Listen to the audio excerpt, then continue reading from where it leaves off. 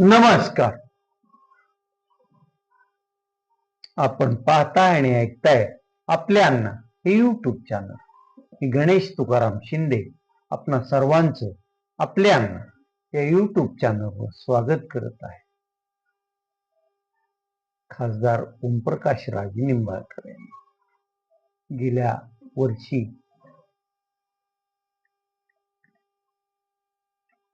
सभागृहात म्हणजे लोकसभेत 19 डिसेंबर 2025 ला एक खाजगी विधेयक मांडलं.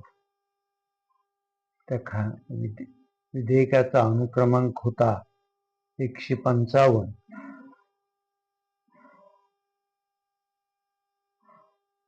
ते विधेयक होतं 192/2025.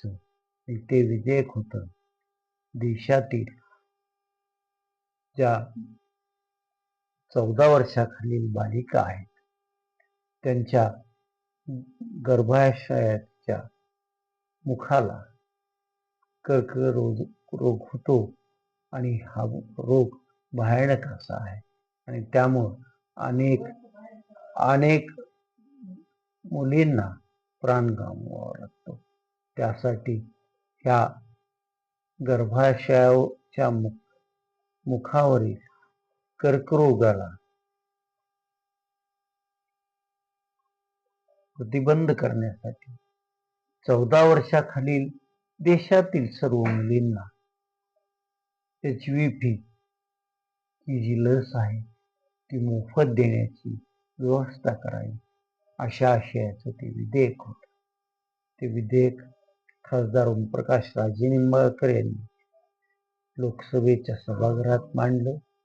ते लोकसभेच्या कामकाजात पण त्याची नोंद झाली आणि मग त्या बाबीकडं केंद्र सरकारनं गांभीर्यानं लक्ष दिलं आणि नुकतीच HPV ही गर्भाशयावरील मुखद्वाराला होणाऱ्या कर्करोगाला प्रतिबंध करणारी लस देशात सर्वत्र मोफत देण्याचं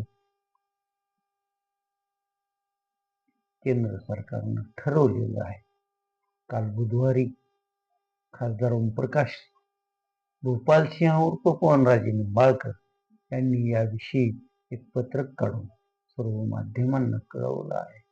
खासदार ओमप्रकाश राजे निंबाळकर यांनी हे विधेयक मांडल्यामुळे शक्य झालं आहे आणि त्यामुळे देशातील 1.25 कोटी बालिकांना या मोफत HPV लसीचा फायदा होणार आहे. खासदार ओमप्रकाश राजे निंबाळकर संसदेत सतत खाजगी विधेयक, शून्य प्रश्न आणि एखाद्या प्रश्नावरच्या चर्चेत पण सहभाग घेत असतात आणि त्यांनी नोंदवलेल्या सहभागाचा, त्यांनी मांडलेल्या प्रश्नाचा मग गांभीर्याने पण विचार सरकार करतं हे दिसतं आणि त्यामुळं त्यांच्या त्या खाजगी विधेयकावर केंद्र सरकारनं हा योग्य असा निर्णय घेतला आहे. यावर शिवसेना उद्धव बाळासाहेब ठाकरे पक्षाचे जिल्हा प्रवक्ते असलेले तानाजी जाधव यांनी अगदी बोलकी प्रतिक्रिया दिली आहे. आमचे नेते हवेत गप्पा मारत नाही, हवेत बाण सोडत नाही आणि अमुक निधी आणला तमुक आणला असं विकास काम करणार असं सांगत नाही, तर आम जनतेला ज्या समस्या भेडसावतात त्या समस्येसाठी ते आवाज उठवतात आणि नुसता आवाज उठवून ते थांबत नाही, तर तो प्रश्न धसास लागावा यासाठीही प्रयत्न करतात आणि त्याचं हे बोलकं उदाहरण आहे असंही त्यांनी सांगितलं.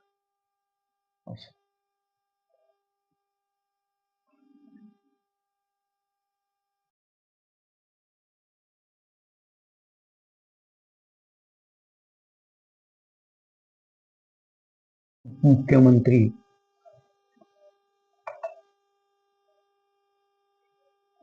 असताना विमान अपघातात त्यांचं निधन झालं.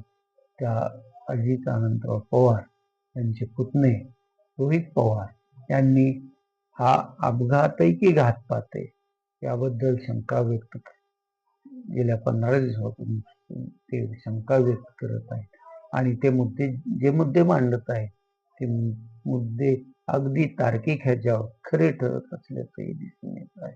त्यांनी ज्या कंपनीचं ते विमान होतं त्या VRS कंपनी कशी बदमाशी करते याचेही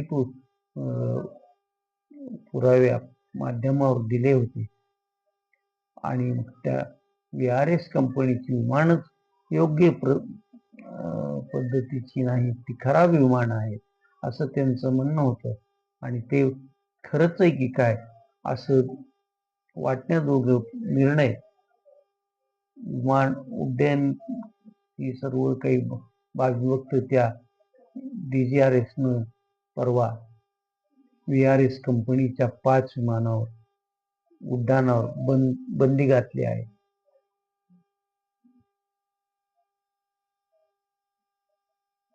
काल रोहित पवार त्यांच्यासोबत आमदार अमोल मिटकरी हे मुंबईतील मरीन लाईन्स पोलीस स्टेशनवर VRS कंपनीच्या विरोधात तक्रार त्यांनी दिली होती आणि FIR दाखल करा असं त्यांचं म्हणणं होतं. परंतु त्यांची तक्रार मरीन लाईन्स पोलिसांनी घेतली, मात्र FIR नोंदवलं नाही. ही तक्रार मरीन लाईन्स पोलीस स्टेशननं मग CID कडे वर्ग केली आहे आणि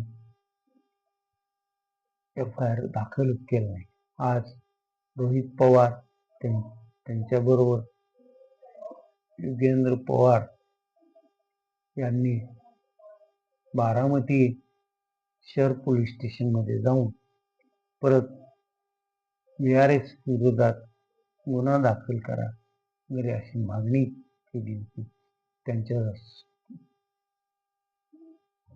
समर्थनासाठी असंख्य बारामतीकर पण पोलीस स्टेशनच्या समोर उपस्थित होते, परंतु पोलिसांनी अर्ज दाखल करून घेतला आहे, मात्र FIR नोंदवलेलं नाही. तिकडं CID न आम्ही अपघाताबरोबरच घातपाताच्याही अंगानं हा तपास करत आहोत आणि तपास काय झाला आहे काय नाही याची लवकरच माहिती आम्ही सर्व जनतेसमोर ठेवणार आहोत असंही त्यांनी सांगितलेलं आहे.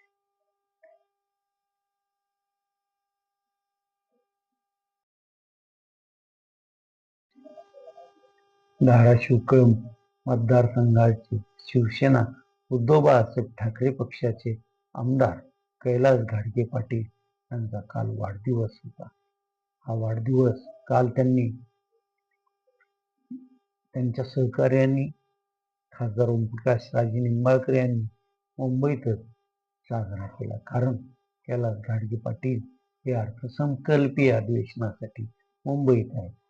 याचबरोबर काल एक विशेष असं वेगळेपण पण तिथं दिसलं, ते म्हणजे शिवसेना एकनाथ शिंदे पक्षाच्या आमदारांनीही कैलास घाडगे पाटील यांचा वाढदिवस काल साजरा केला. त्याचबरोबर कैलास घाडगे पाटील यांचे भाचे आमदार अभिजित पवार यांनीही त्यांचा काल वाढदिवस तिथे साजरा केला. कैलास घाडगे पाटील यांच्या वाढदिवसानिमित्त पुण्यात एक क्रिकेट स्पर्धेचं आयोजन करण्यात आलं. धाराशिव फाउंडेशननं ही स्पर्धा आयोजित केली असून त्या स्पर्धेचं पहिला भाग आता सुरू झालेला आहे. आता आज आपण इथेच थांबू. तुम्ही आपल्या हे YouTube चॅनल सबस्क्राईब करा, लाईक करा आणि कमेंट्स पण नोंदवा. धन्यवाद.